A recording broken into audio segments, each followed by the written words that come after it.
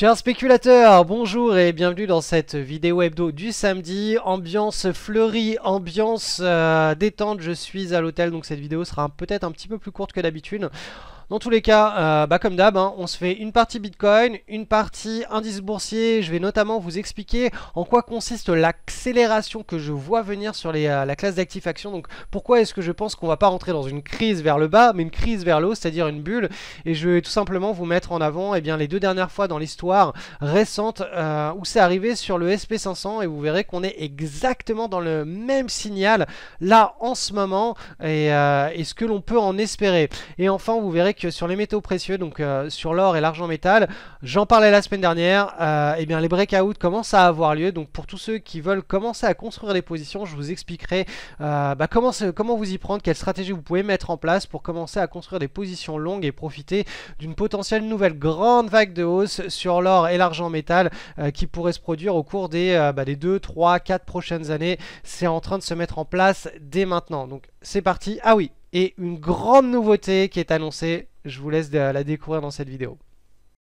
Analyse du Bitcoin, donc toujours sur la rupture de cette séance, donc on est en plein bull market, on est reparti dans le bull market, ça fait 1, 2, 3, 4 semaines qu'on est dans une petite pause, donc un espèce de petit triangle comme ça, chartiste, que l'on voit mal, que l'on distingue mal en hebdomadaire, mais que l'on peut mieux distinguer donc en journalier. Vous voyez ce petit triangle chartiste qui peut faire apparaître une tasse avec une anse, peu importe. On a une tentative de cassure donc le 8 novembre, là au cours des 1, 2, 3, 4, 5 dernières journées, dont celle d'aujourd'hui, on est en petite consolidation. Donc en réalité, si on ajuste le support par rapport aux clôtures, on vient chercher le support, donc on a cassé la résistance qui est devenue support, on est en train maintenant de venir tester le support et en principe là ça devrait ranger et accompagner la tendance haussière. Donc gardez toujours cette image en weekly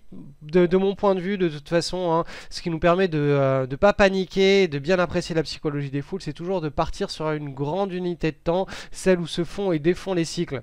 Donc en weekly, on est sur le début du mouvement, on n'est certainement pas à la fin du mouvement, puisqu'on est toujours à grande proximité du pivot de cette tasse éance qui a été cassée. Et donc le potentiel de hausse de mon point de vue sur le Bitcoin, il est vraiment devant nous. On a beaucoup d'espoir. Et pour l'Ethereum USD, la situation est quasi similaire, donc une tasse avec une anse. On a eu la cassure au cours des dernières semaines et on est toujours à grande proximité du pivot, donc le potentiel de hausse est là aussi devant nous. En principe, un trimestre qui s'annonce très sympathique pour les cryptos et donc on verra ça au fil des prochaines semaines. Alors je fais une petite pause parce que je voulais partager avec vous une grande nouveauté. En réalité, c'est tout le sujet de mes dernières recherches. Entre le premier et le deuxième lockdown à Maurice, j'ai eu le temps de beaucoup bosser en fait. Et j'ai fait des grandes recherches pour essayer de trouver un système qui me permettrait tout simplement dans mes portefeuilles long terme, qui sont passifs ou semi-passifs, de plutôt que d'utiliser des trackers, donc des trackers sur le SP500 ou d'autres grands indices boursiers, de trouver un portefeuille qui soit bien plus performant qu'un simple tracker comme le SP500. Et la grande problématique, vous le savez, c'est que on a quasiment entre 97 et 99% des gérants de portefeuille, donc des professionnels qui n'arrivent pas à faire mieux que le SP500 sur le long terme. Cependant, il y a une toute petite minorité de gérants qui arrivent à faire mieux. Et ça depuis 10 ans, 20 ans, 30 ans, c'est les Charlie Munger, les Warren Buffett et compagnie. Donc j'ai commencé à les étudier et à savoir s'il était possible tout simplement de les copier, donc de cloner leur portefeuille sans forcément investir dans leurs fonds et payer donc frais d'entrée, frais de sortie, frais de gestion, ensuite frais de performance, etc.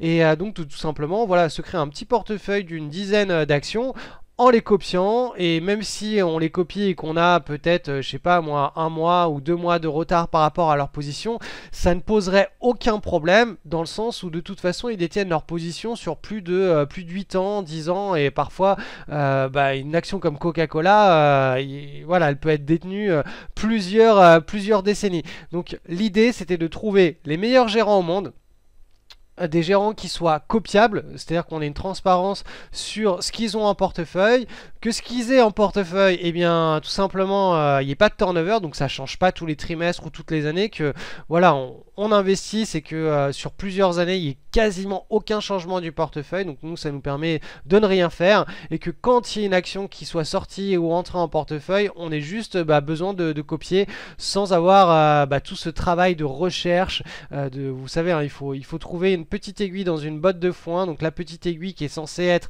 l'entreprise qui va survivre sur du très long terme, rester ultra compétitive et puis éclater tous les scores en fait, hein, entre guillemets nous rendre riches.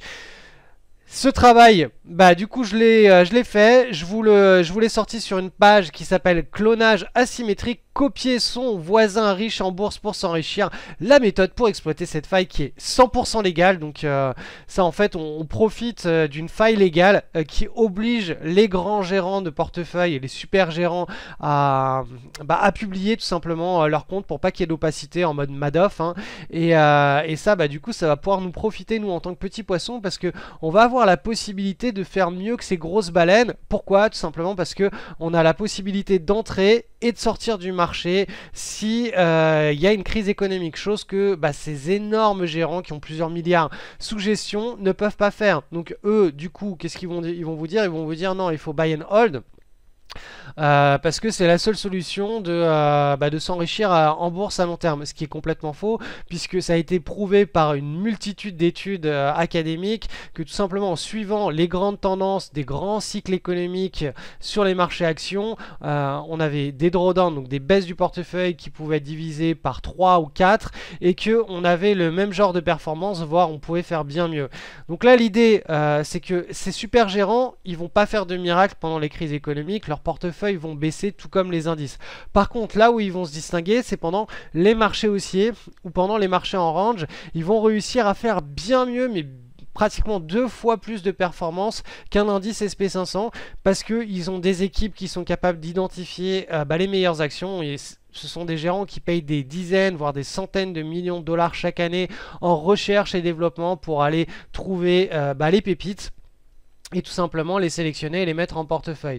Donc je vous invite tout simplement à regarder tout le travail que j'ai fait, que je vous ai fourni gratuitement sur cette page. Elle est en description, et pour tous ceux qui veulent aller beaucoup plus loin, j'ai carrément créé un programme dans lequel je vous livre toute ma façon de procéder et de faire. Ce programme il s'appelle clonage asymétrique, il est ouvert jusqu'à dimanche soir, c'est une grande nouveauté, donc dimanche soir à minuit, donc demain soir à minuit, je clôture les inscriptions. Si ça vous intéresse, on est sur un tarif de lancement, donc c'est un tarif que vous ne reverrez plus jamais, et seuls les nouveaux entrants auront la possibilité d'acquérir ce programme de formation à bas prix, sachant que toutes les questions que vous m'envoyez par email, je suis en train de les traiter. Je rajouterai donc une FAQ de questions-réponses et probablement des nouvelles vidéos pour compléter ce cours en fonction de vos questions, des choses que j'aurais pas vu, pour que vous ayez une compréhension totale et intégrale. En tout cas voilà, je vous ai fourni tous les outils, comment est-ce qu'on pouvait mettre en place, quels étaient les meilleurs gérants de mon point de vue à traiter. Tout ça est backé par des études statistiques. Chaque point que j'annonce, c'est pas des trucs qui sortent de mon chapeau, c'est chaque point qui est annoncé dans ce programme est backé par des études statistiques, et il y en a je ne sais pas combien d'études statistiques, hein. J'ai poussé les recherches au maximum.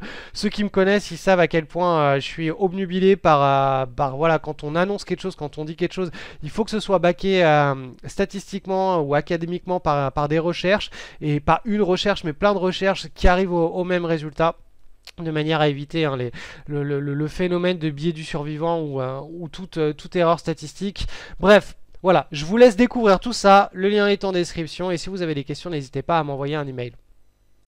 Analyse du SP500, on est sur une petite semaine de pause.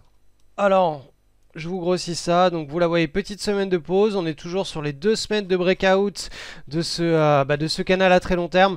Pour que vous compreniez l'idée d'accélération quand on casse un canal par le haut, je vous ai simplement mis dans le passé les 2 fois où ça s'est produit de manière assez claire sur le SP500.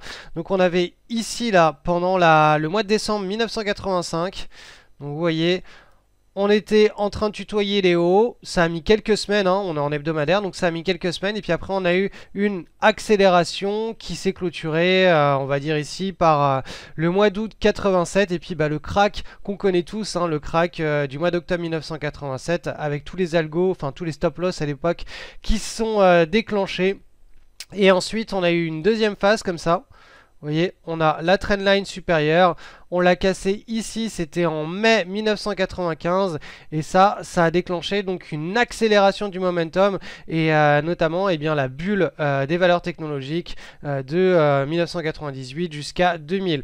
Donc vous voyez que ces deux phases d'accélération qu'on a eu sur des ruptures de canal haussier, hein, sur la rupture du haut du canal haussier en 86 et ici en 95, eh bien on serait potentiellement dans une configuration similaire là avec donc une accélération. C'est pour ça que je vous expliquais pendant l'été que là c'était chaud parce qu'on était soit sur la partie de ping-pong, l'adversaire d'en face il renvoie la balle vers l'adversaire du bas du canal, soit l'adversaire d'en face, hein, du haut, il perd la partie, la balle, boum, elle traverse et puis on accélère tout simplement le mouvement. Donc là le scénario le plus probable de mon point de vue, en tout cas de l'analyse de la psychologie des foules, c'est qu'on assiste au cours des prochains trimestres à une accélération de la vélocité, donc du trend haussier.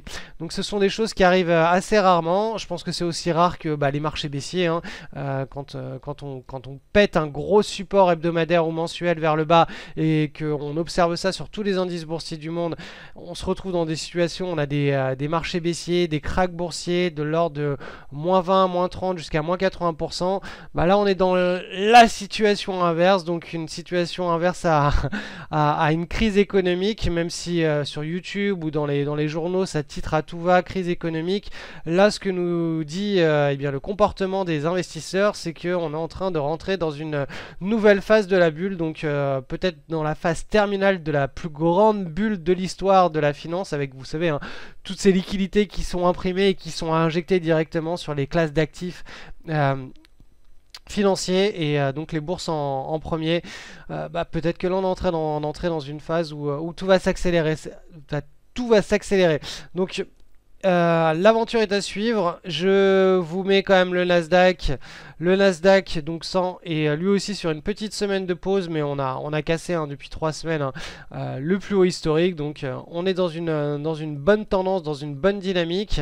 Et enfin le Dow Jones Industrial Average, lui pareil, hein, on a cassé les dernières semaines le plus haut historique suite à une belle consolidation.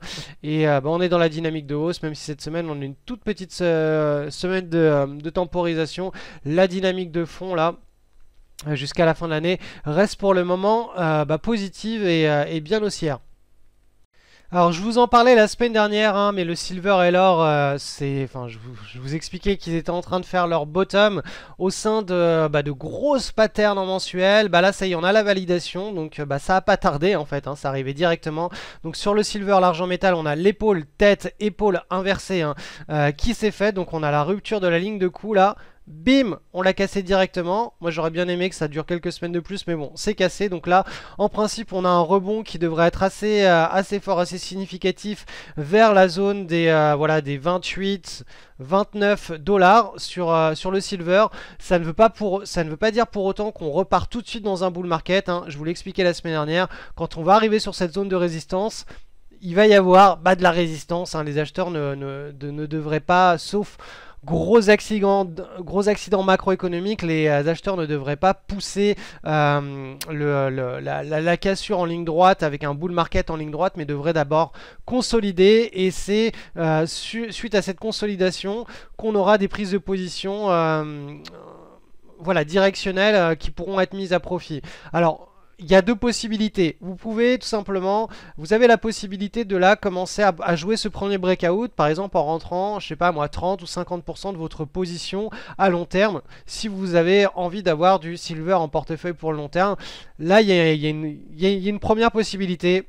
Commencer à construire une position, donc commencer à mettre des billes en portefeuille sur cette classe d'actifs et renforcer quand on aura le vrai signal tout à la fin. Moi, ma manière de procéder, c'est que je préfère rester cash et entrer d'un coup quand on a un vrai signal bien propre. Comme ça, je suis embarqué et j'ai pas de, entre guillemets, de soucis à me faire ou de parties de ping-pong à subir entre, voilà, entre le haut, le bas du range pendant des semaines, des mois, voire des années, puisque là on est vraiment sur des cycles, je vous le rappelle, je passe en mensuel, on est sur des cycles mensuels, hein, sur les classes d'actifs des métaux précieux et de manière générale des matières premières. Donc voilà, ça c'est pour le silver, et je vais aller jeter un petit coup d'œil du côté de l'or. Donc l'or est exactement dans le même genre de situation, donc on a le point d'inflexion alors je vais vous tracer le pivot ici, voilà. Donc ce pivot là a été cassé cette semaine. Donc là, on arrive directement sur le haut du triangle que je vous ai tracé. Il n'est pas dit du tout, hein, que ce haut du triangle serve de résistance. On pourra très bien, voilà, aller chercher la zone des 1960 $. Donc je vais vous tracer ça. Hop. Et c'est ici que ça va jouer. Là, ça risque de bloquer si ça casse. Donc certainement au cours du milieu ou du début de l'année 2022, je pense à la fin du premier trimestre. Si ça casse, là il y aura des super prises de position directionnelle, de mon point de vue toujours, hein, à effectuer pour mettre ça en portefeuille et suivre une tendance long terme sur les métaux précieux. Donc avant de nous quitter, je vous rappelle que je vous ai mis une page en description qui parle du clonage asymétrique. Vous avez notamment les deux études qui ont été menées sur le fait de cloner le portefeuille de Warren Buffett entre 1976 et 2006, et une deuxième étude entre 2000 et 2014 pour voir comment le fait de cloner le portefeuille de Warren Buffett sans investir directement dans son fonds nous permettait de performer. Est-ce qu'on faisait moins bien, mieux que lui ou pas? 2000 à 2014, ce qui est très intéressant, c'est qu'il y avait les deux crises économiques, et vous verrez qu'en fait on pouvait faire bien mieux que Warren Buffett, parce que Warren Buffett est tellement surconcentré sur 4-5 valeurs, et que l'investisseur, on va dire, plus pondéré, crée un portefeuille de 10 voire 15 valeurs équipondéré, et que tout simplement avec cette sage décision on pouvait faire bien mieux que Warren Buffett.